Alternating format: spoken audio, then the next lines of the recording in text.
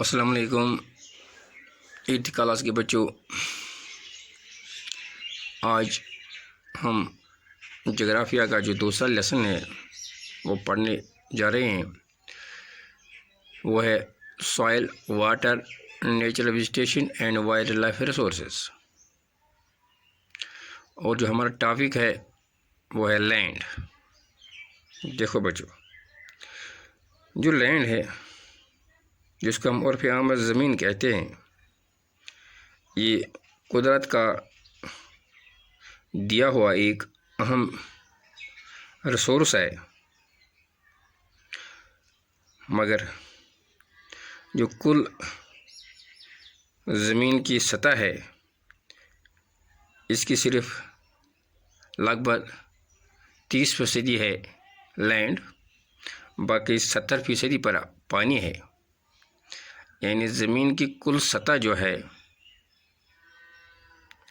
हमारे पास 30% land available है, बाकी 70% पर वाटर है। देखो बच्चों, दुनिया में की जो आबादी है वो एक जैसी नहीं है। यानी हर जगह यकसान तौर पर आबादी नहीं है, वो अनइवन डिस्ट्रीब्यूशन है। कहीं पर आबादी ज़्यादा है, कहीं पर कम है। ये क्यों है? ये इसलिए कि जो लैंड हमारे पास, इसकी जो वेरिड कैरेक्टरिस्टिक्स है, इसी पर डिपेंड करता है। और साथ ही जो क्लाइमेट है वो भी इसके साथ जुड़ा हुआ है। यानी जो हमारे पास लैंड अवेलेबिलिटी है वो भी अनइवन डिस्ट्रीब्यूशन है। तो वो ऐसे है कि कहीं पर माउंटेन्स हैं तो कहीं पर डेजर्ट्स हैं, कहीं पर जंगलात हैं तो कहीं पर रिवर्स वैलीज़ हैं, तो कहीं पर प्लेन्स हैं, कहीं पर रेगिस्तान डेजर्ट्स हैं। तो ये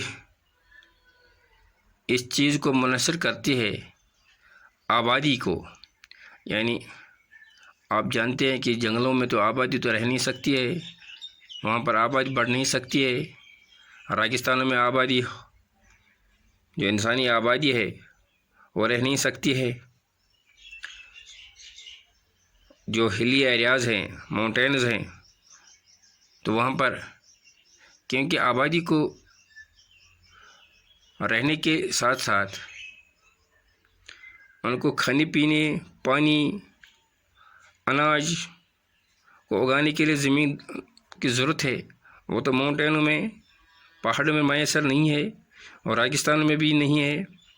तो लिहाजा उन जगहों पर अगर कहीं आबादी है वो बहुत ही कम है बनिस्बत जो प्लेन्स हैं या रिवर वैलीज़ हैं। तो वो वहाँ पर आबादी ज़्यादा है कि वहाँ पर जो लैंड है, अवेलेबिलिटी है, वो लैंड को हम एग्रीकल्चर पर्पज़ के लिए आसानी तौर से इस्तेमाल में ला सकते हैं। और वहाँ पर पानी की अदम दस्तयाबी भी है, पानी भी मैसर है।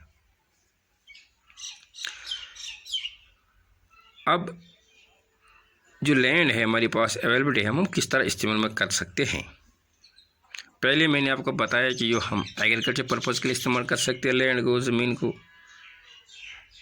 यानी इस 30% जो अवेलेबिलिटी हमारे पास लैंड है, इसमें भी स्मॉल पोर्शन ऑफ लैंड को हम इस्तेमाल कर सकते हैं। क्योंकि वहाँ पर कुछ हिस्सा जो ज़मीन है वो पहाड़ों से घिरा है, कुछ हिस्सा जहाँ पर रेगिस्तान है, कुछ हिस्सा ज़मीन का जहाँ पर जंगलात हैं।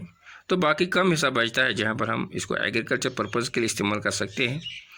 वहाँ पर हम बिल्डिंगें कंस्ट्रक्ट कर सकते हैं, हाउसेस बना सकते हैं, इंडस्ट्रीज लगा सकते हैं। तो इस तरह से हम लैंड को इस्तेमाल में ला सकते हैं। देखो बच्चों, जो आबादी का, जो किसी जगह पर जो आबादी का रहना है, वो इस चीज़ पर मुनसर करती कि वहाँ की जो अवेलेबिलिटी ऑफ लैंड है वो कैसी है, और साथ ही वहाँ का जो क्लाइमेट है क्या वो सूटेबल है। यानी जिसको हम उर्फ़ आम में टोपोग्राफी कहता है। तो टोपोग्राफी, क्लाइमेट और अवेलेबिलिटी ऑफ मिनरल्स वो ऐसे फैक्टर्स हैं जिससे हम इस्तेमाल में ला सकते हैं और वहाँ आबादी अच्छी तरह से रह सकती है। देखो बच्चों, आपने देखा जो हमारे पास लैंड है, अवेलेबिलिटी होती है वो दो किस्म की होती है। एक या तो प्राइवेट लैंड होती है, यानी इंडिविजुअलिटी जिसको मालिक होता है, और दूसरी जो है वो है कम्युनिटी लैंड। प्राइवेट लैंड तो आप जानते हैं उसका इंडिविजुअल मालिक होता है, और कम्युनिटी लैंड वो होता है जिसको सभी पर हक है। क्योंकि आबादी रोज़ पर रोज़ तो बढ़ती जा रही है, नत नए मसाइल पैदा होते हैं, चाहे वो रहायश के बारे में, रोज़गार के बारे में, या बढ़ती हुई आबादी को अनाज मुहैया करना है। तो लिहाजा जो लोग हैं वो कम्युनिटी लैंड को इनकरेज करते हैं, इस्तेमाल में लाते हैं। जो कम्युनिटी लैंड आमतौर पर जो लैंड होती थी वो या तो माल मवेशियों के चारा के लिए इस्तेमाल होते थे, या वहाँ पर दरख्त वगैरह लगाते थे ताकि वहाँ से फ्रूट्स, नट्स या मेडिसिनल हर्ब्स में लगा सकते थे और वहाँ पर इस्तेमाल में लाते थे। अब लोगों ने इस कम्युनिटी लैंड को भी इनकरेज किया है, इस्तेमाल में लाया है। नतीजा ये है कि हमारे पास जो लैंड है वो रोज़ बरोज़ कम होती जा रही है। और साथ ही दूसरे तरीके से भी जो हमारे पास जो लैंड है वो रोज़ बरोज़ कम होती जा रही है, वो या तो लैंड डिग्रेडेशन है, या लैंड स्लाइड्स है, या सॉइल एरोजन है, या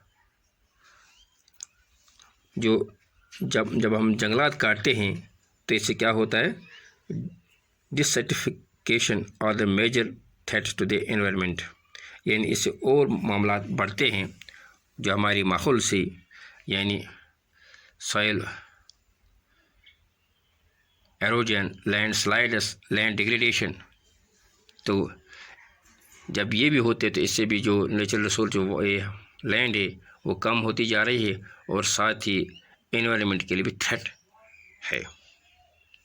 तो हमें इस नेचुरल रिसोर्स को बचाना है, तो लिहाजा हमें लैंड डिग्रेडेशन को कम करना है, सॉइल एरोजन को कम करना है, लैंड स्लाइड्स को बचाना है, और जो कम्युनिटी लैंड है वो भी इस्तेमाल में नहीं लाना है।